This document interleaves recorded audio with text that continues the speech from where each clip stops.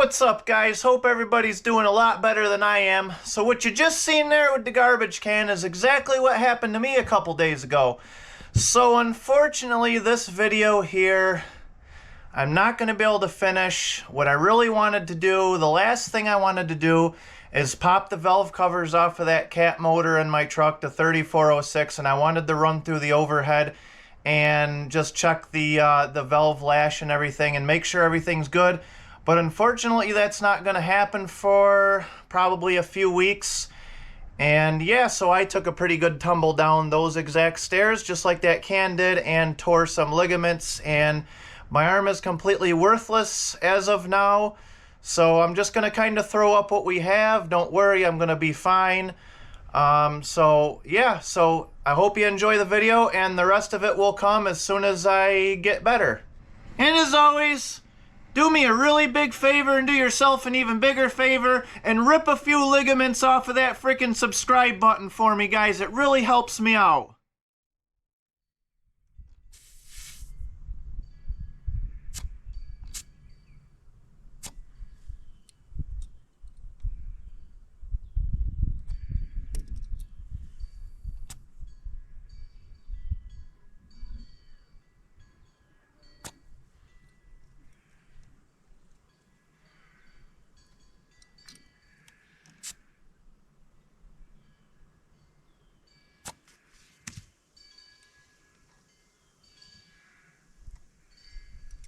Oh, hey, what's up, guys? I was just checking the, the track pressure on the skid steer right here to make sure we're good for the job tomorrow. And I got a whole bunch of other maintenance we're going to do today. So stick around and let's check it out. Hey, you guys want to see something real crazy? Check this out. I want to know how this line has not blown yet. Look at the thickness of the line right here. And then you can see where it was rubbing. And then you can see where it's rubbing even more. It's like almost halfway through that line. The hole that the fluid goes through, and this is a hydraulic line, obviously, must be really small, because I can't believe that hasn't blown out yet. Just crazy. And that's been like that ever since I got this machine about 4 years ago. And what it is it's rubbing on this. And there used to be a grease zerk there, and it just keeps cleaning it off. So I just decided to keep it off, and when I grease this, I just screw one in there, grease it, and then take it back out. Because this line that's on the side of this cylinder is actually supposed to be under it, like this one. Even this one here is in like pretty bad shape, but at least this one's not rubbing on anything. However, I priced out this line at the dealer and it was like $300, so it's basically to the point where it's going to blow out on a job site, bite me in the ass, I'm going to be shut down, and probably what I'm going to end up doing is just getting a regular hydraulic hose made and going into that hydraulic hose where it comes out of and making some kind of clamp, so I don't have to pay $300 for that line. I need to change the oil and filter in this machine here because it's been like a year and a half, probably been about 250 hours, which is what I like to change the oil at. I need to change the oil on this truck. Last time the oil and filter was changed on this was exactly a year ago when I put the engine in this. Make sure you watch that video series of me putting the engine in this, taking the 671 Detroit out and putting a 3406 in. It's awesome. I promise you're going to love it. And we're going to do an oil change on this thing so we can hopefully get some good years out of this motor. And my Pontiac Vibe. Look at that nice sticker I had made. Just beautiful. I love it. Cops probably aren't going to love it though. And we are going to do an oil change and a transmission fluid flush on this thing. Not a filter because I just did the filter. I'm just doing a flush because it's getting a little dark and it's kind of cheap insurance to keep the transmission happy, so why not? So let's get started.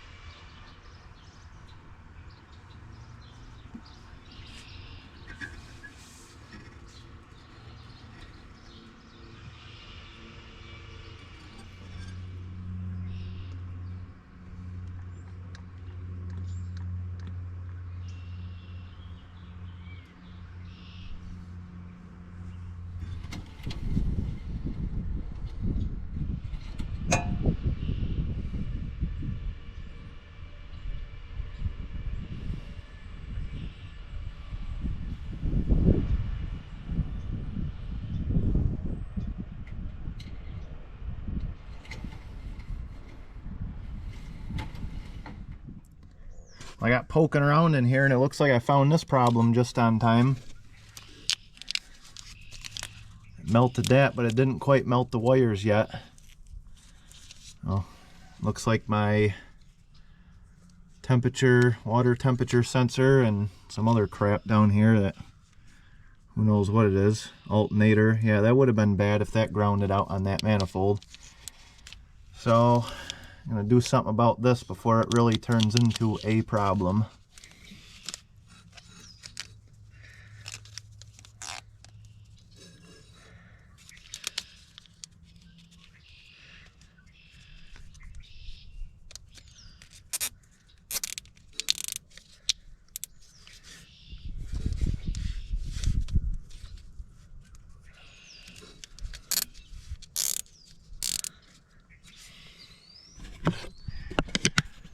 There.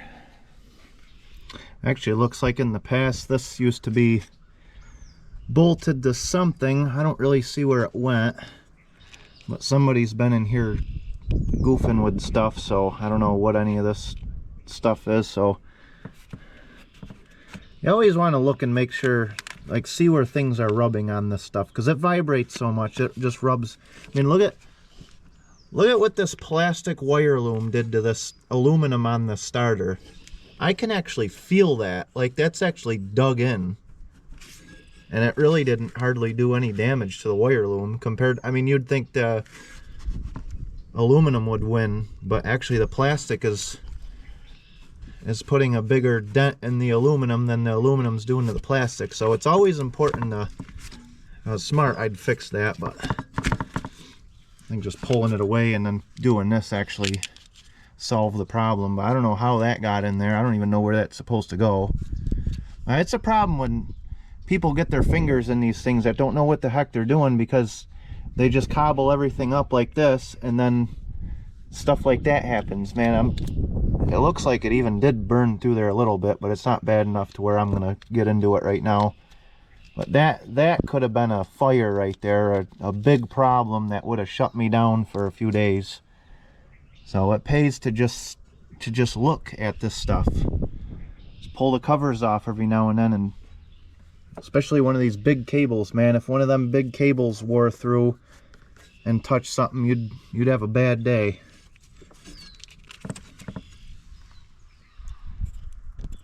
Just when I thought I was done, here's another example. I just found this. This is actually part of that wire that we just had on the other side. I was moving this around and look at this. This thing's not even plugged into anything. So potential problem for that. That was like down there like that. But the fans on a lot of this heavy equipment actually blow out. Like a truck or a car engine, they blow in towards the motor, but these actually blow out. So it wouldn't take nothing for that to get stuck in that fan and then break the blades off of this fan, and then now you're putting a hydraulic cooler and a radiator in this thing, all because of a stupid wire like this. Or rips the wire out, and you know, it's just not good. Whatever happens from this going in that fan is not going to be good. I can guarantee that. Whatever the outcome would be, it's just going to cost you money and time for something that you could have found and took care of. Alright, the next thing we're going to do on this thing is change the oil in the final drives. I actually change the oil in the final drives on this thing like 4 or 5 times a year. Why? Because that final drive is between $2,000 and $4,000, and it only holds like a quart of oil, and it's really cheap maintenance to do because I really don't want to have to buy a new final drive. So for a quart of oil, 4 times a year, a gallon of oil a year for each side, so that's 2 gallons of oil, so that's like 30 bucks. For 30 bucks a year, you can keep them things happy and hopefully not have any issues with them for a long time. So let's do it, because those there, they're like the heart of the whole machine. Those things do so much work. They get the machine in and out of everything, so why not keep them happy?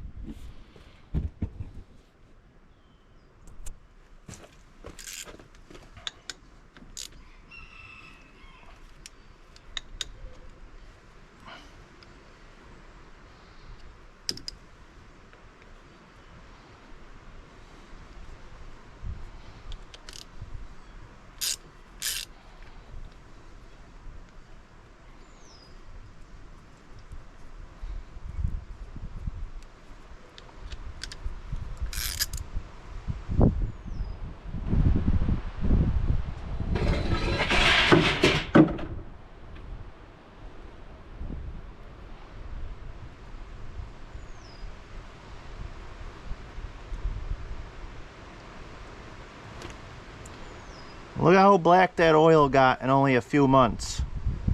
So you're definitely doing this thing a favor.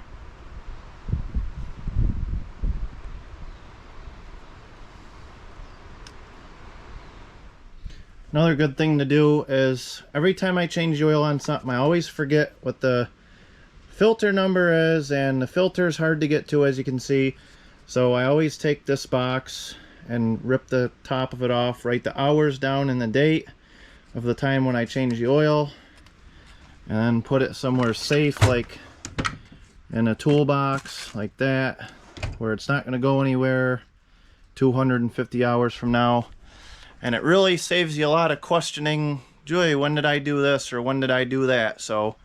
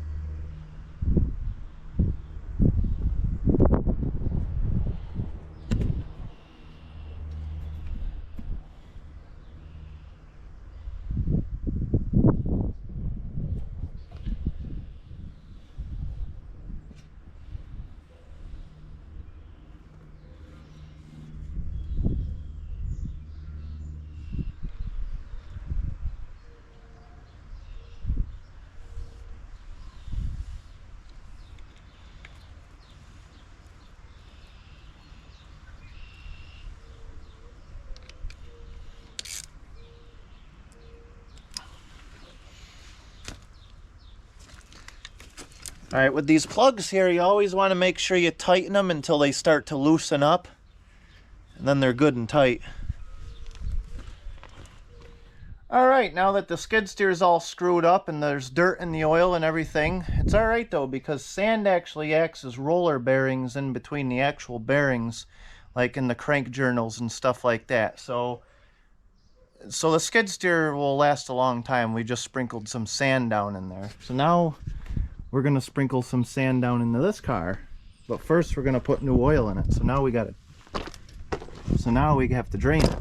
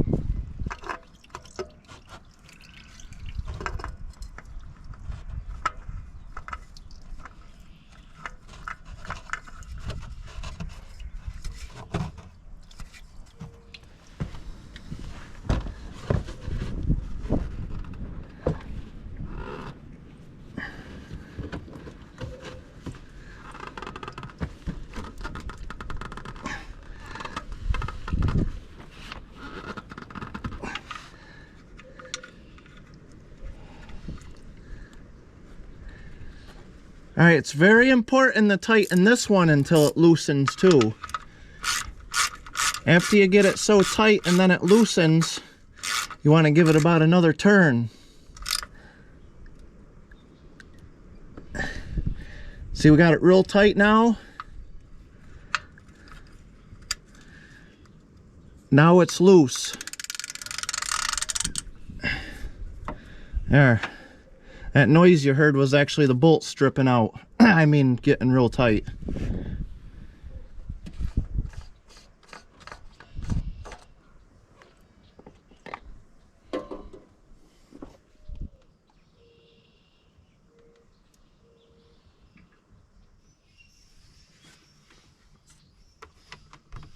Alright, now my plan is to change, or well, flush the transmission fluid on this. It's pretty dark. It's not like black, but I like to take care of this car. It's pretty cheap to keep a vehicle happy. I'm fortunate on this car to have a drain plug on the transmission pan, because usually you have to pull the pan to drain the fluid.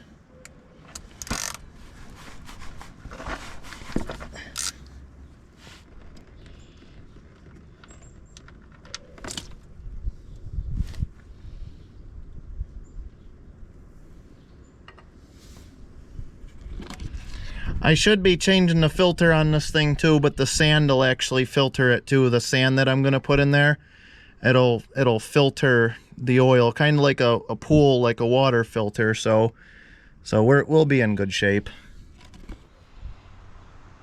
And I sure hope this is the right fluid. They said it was. It's weird because everybody else had a hard time trying to find what fluid this car took, and then these guys were like, oh yeah, it's this one here, it's the universal stuff. And I don't know, I mean, I shop with this place all the time, and before they couldn't get it, so, and I hope it's the right thing. So we're gonna find out.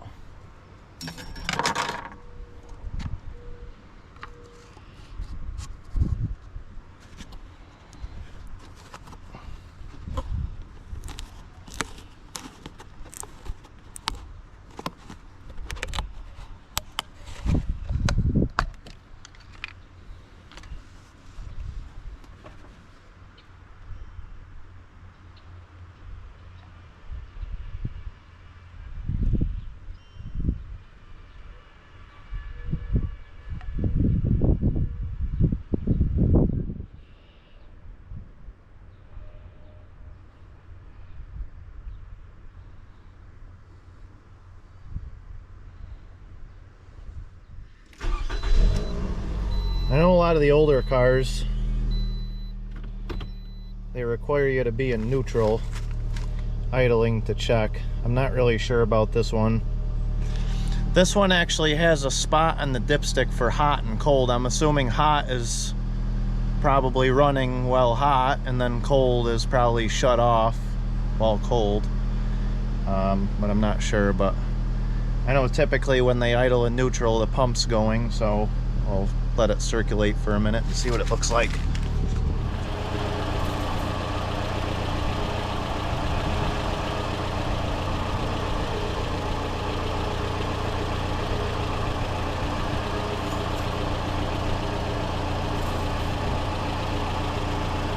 Alright, we're not even showing up on the dipstick now, so I'm assuming she needs more.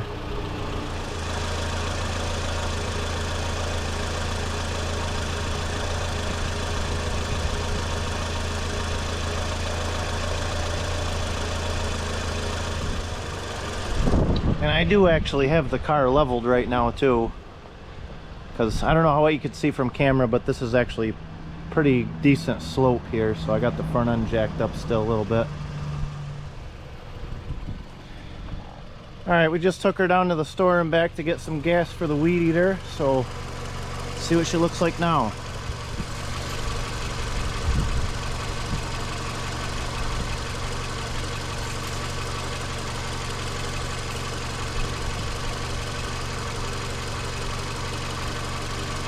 Alright, it is right about where the hot line should be, so I think we're in good shape. Probably just add a little bit more in there and call it good. Alright, so now that the Pontiac Vibe is underway, pretty good shape, we're going to move on to our next project here. The oil filter for that truck is not going to be in until tomorrow, so I'm going to keep on going on something else until then. And this is the candidate. That's a lot of play in that son of a gun. So, let's find out why.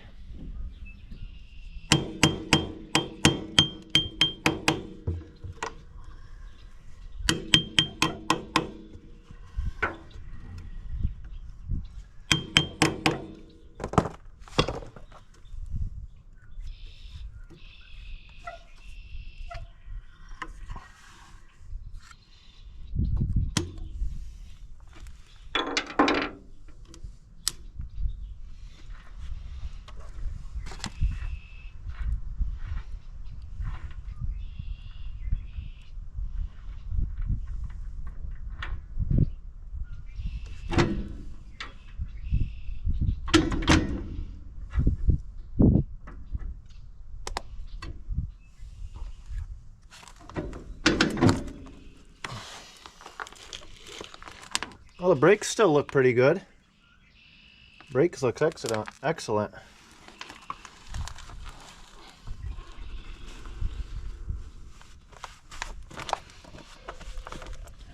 Alright, well obviously the reason that was loose is because it was loose. It just needs to be tightened. You know, I just packed these bearings not too long ago, so I'm not going to bother pulling that inner one out. I'm going to put some extra thick gear lube in there just for the heck of it. Sure, I'm gonna get yelled at for this, but whatever. We all have our different ways of being lazy. Ain't gonna hurt nothing.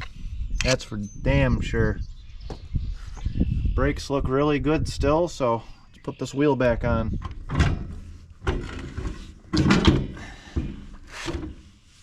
This ain't even a bearing pack. This is like a speed lube here.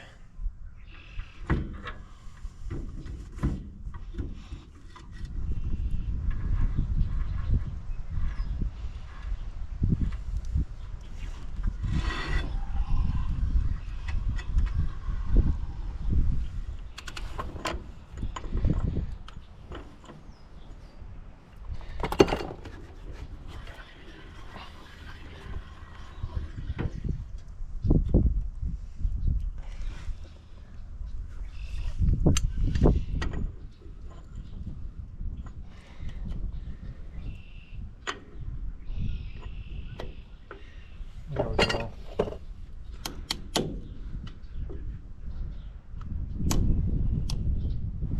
She is no longer loose anymore.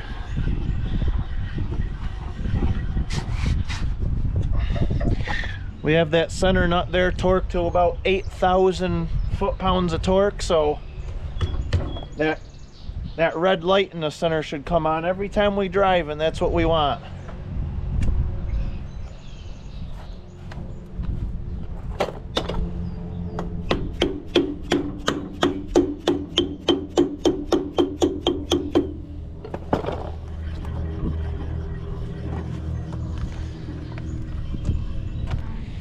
You know, on just about every vehicle you have, there's certain lights that you want to come on and there's certain lights that you don't want to come on.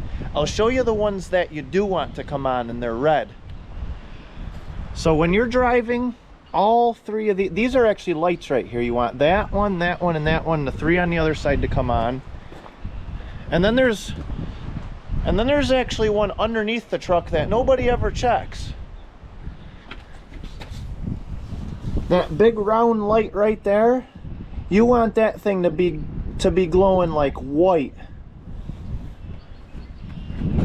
Like, you want it to be glowing white, and that actually acts as like a heat lamp. It keeps the bottom of the truck dry so things don't rust. And you want to be able to feel the heat from it from like way back here. Like right here, you want to be able to feel the heat. And you want that whole thing to be like white, not red, but like a bright white. These lights here, those should come on. And then there's one right here you want to come on. And if all those lights are red and that one underneath is white, you mean you got your rig in some pretty good shape. Really good shape. Trust me on this. I know. Alright, so here it is, day 2 of the maintenance video that I'm making. So yesterday I did all 6 wheels on the trailer like the one I did. The Pontiac Vibe's done. The skid steer's happy. Now it's time to do rear brakes on this truck. So I already got it taken apart because the parts store that sells these brakes closes at 4 o'clock and it's about 4:30 now, and I had 4 deliveries I had to do today, and I just got back and that thing was still hot and the brakes were still warm when I brought them down and set them on the counter for them to match them up. So yeah, so I got the new brake shoes. They were wore down to the line. Actually, you could see on the other side there. See on the other side there that they're wore down pretty good. So, you know, there's no excuses not to keep good tires and brakes and tie rods and all safety stuff on these trucks. I mean, for this whole set of brakes right here, for this drive axle, not the drums, just the new shoes, because these drums are fine. The brakes are only $130 for both wheels. So there's no excuses not to keep this stuff safe, people. So yeah, I don't know, probably never really seen any of this, but kind of get a good visual of what I did here, to just like any other truck. This axle is out of a, I think, 2016 Freightliner, and yeah, so I've been adding these springs here and there as I need them, and making the U-bolts, or having the U-bolts made longer, and wasting tons of money. And I finally got this thing sprung pretty good to where I can haul 8 to 9 tons with it now, and it handles it just fine. So yeah, she's looking pretty good. But anyway, let's get these brakes put on.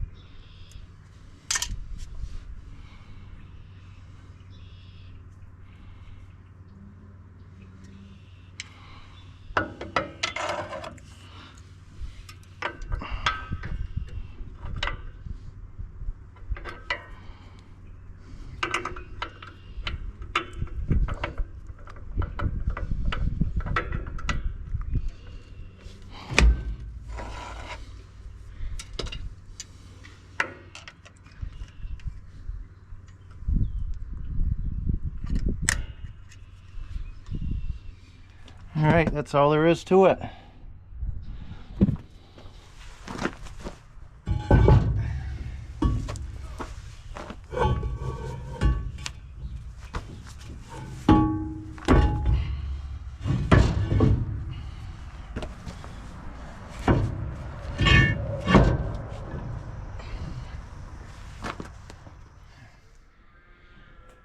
Alright, got the other side off. Now you can see the difference on these.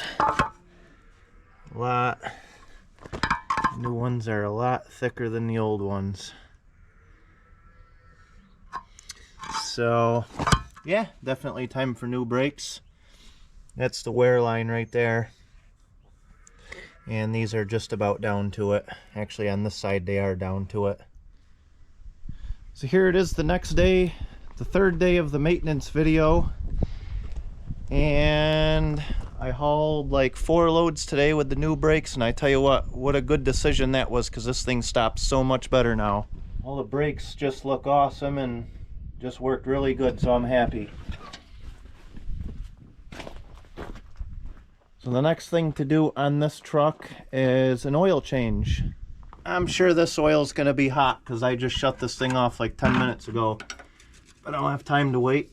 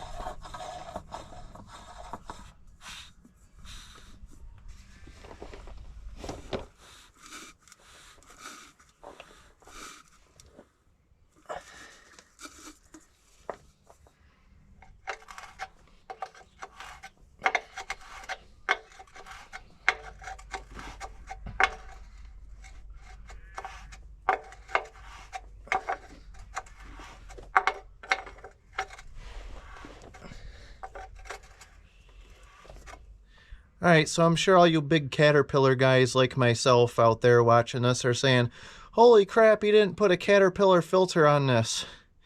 Well, I totally agree. I really wish I could put a Caterpillar filter on this.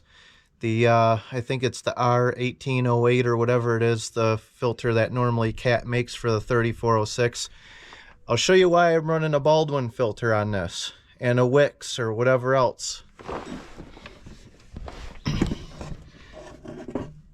So I had a Cat filter on this, and as you can see, there's no room right here for a Cat filter, because Cat filters are a lot bigger around than this is. And unfortunately, I called my local truck parts dealer and I asked them if they made a Caterpillar filter that was this diameter, and they told me no. I think this is about 4 3/4 inches diameter, and they said they don't. Maybe they do, I don't know, but honestly, I like Baldwin and Wix filters anyway. I never had a problem with them, and you know, they're kind of a higher end filter. It's not like it's a Fram. I don't even think Fram or Purelator makes filters this big, but I mean, these are pretty decent filters anyway, so you know, but that's why I don't run a Cat filter on this, because of the clearance issue here. I had one on it before, and the motor must have moved a little bit, and it put a big dent in the filter and almost wore a hole through it. And you know, the last thing I want to do is break that screw off up there where the filter goes on to. So this is the filter I'm going to run, and I'm not going to cut the frame. You know, that's a weak spot right there if I cut it, and no, I'm good. Alright, this is what I'm running for oil. Doing a little bit of a mix and match here because I got a good deal on this garbage. This is, I don't even know what brand this is, Mag 1. However, right there, where it says Caterpillar. So, the fact that Caterpillar put their name on it is all I need to know. So, this is what I'm using. And then this is just Traveler. Typically, I always use this, but I bought one of these because that's all Tractor Supply had. And then I actually went into Lowe's, and they had this on sale, and I looked, and it had Caterpillar on it. And I said, you know what? Good enough. So I'm going to run the gallon of Lucas. This probably costs almost as much as one of these. This stuff's expensive, but a lot of guys, including myself, like to run it. So now I have to take 5-gallon pails of oil and convert them into 1-gallon things of oil, because that's where the oil goes in, right there, and there's not enough room in there for a 5-gallon bucket unless I want to take the hood off, and I don't feel like doing that right now.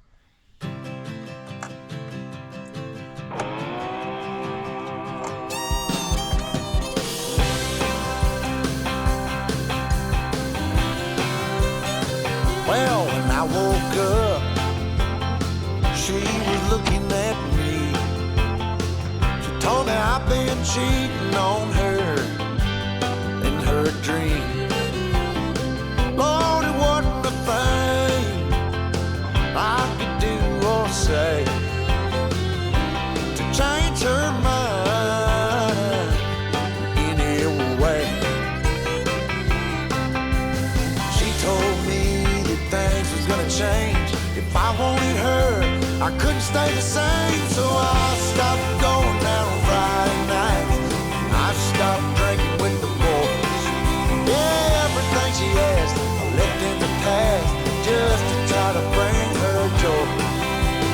For the record, it can't be understated.